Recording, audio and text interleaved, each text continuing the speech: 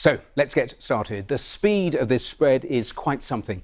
Countries are ramping up their response, their restrictions, social distancing, self-isolation. Jake, is that the right approach, do you think? So the World Health Organization has already said that this is a public health emergency of international concern. They recently said that it's characterized as a pandemic. That just means that it's in a lot of countries around the world now.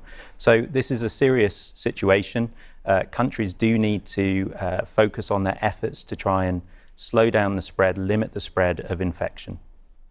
I just want to put onto our screen a graph that's gone viral in recent days because it's a really good visual illustration of what the strategy is for governments. There you see that spike on the left-hand side. That is if no restrictions are in place. And what governments are trying to do is to flatten that line, the yellow line, because the horizontal line that goes across the screen is the key one. That is whether health systems have the capacity to cope with the numbers of infections. So that is the strategy, to avoid that big peak and to flatten it down, spread out the number of cases over the timeline. Now, Catherine, we keep being told politicians are following the science, but there are political decisions and political choices in this because different governments are making different choices on things like public gatherings, on sporting events, on school closures.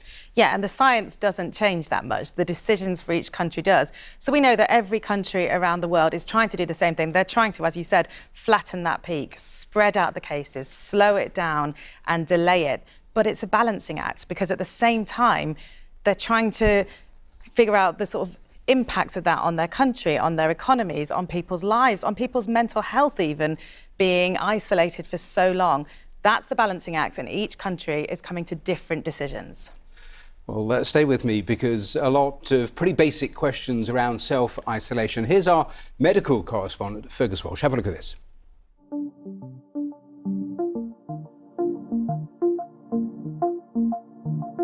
If you're told to self-isolate, that means staying at home, not going to work, school or other public places. You shouldn't have any visitors. If you develop symptoms, a fever or cough, then seek advice first by phone. Don't just turn up at a medical centre or hospital. If you live with others, then you need to stay in a well-ventilated bedroom with the door shut. If you have to share a bathroom, then use it after everyone else. Don't share towels and toiletries. Your waste should be double bagged. If you test positive, it'll be separately disposed of.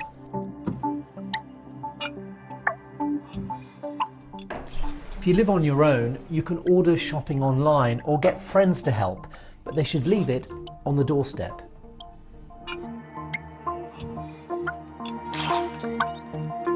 The coronavirus causes a mild illness for 4 out of 5 people.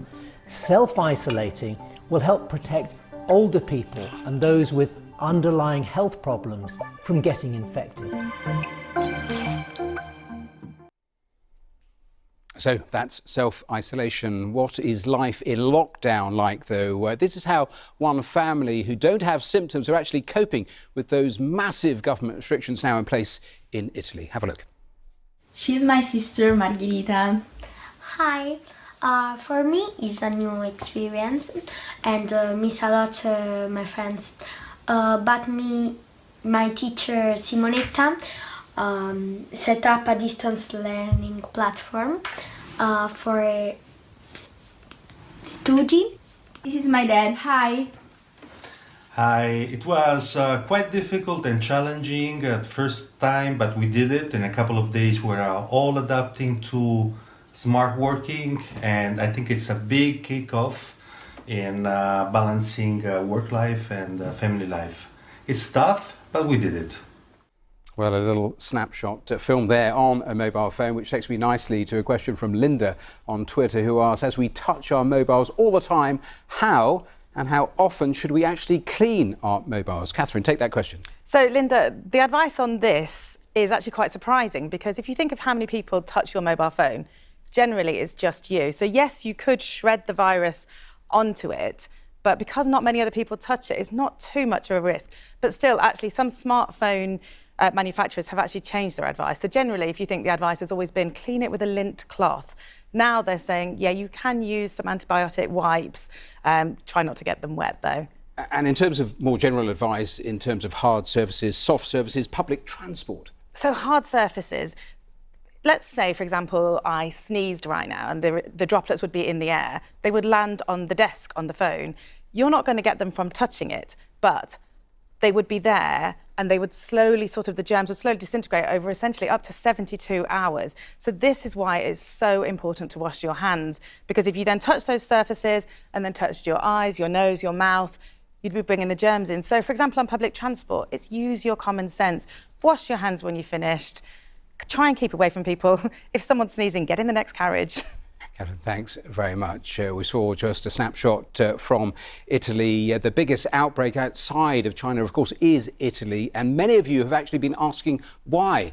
Well, here's Lewis. Italy's government locked down the whole country on Monday, and this graph tells us why. The virus is spreading at speed.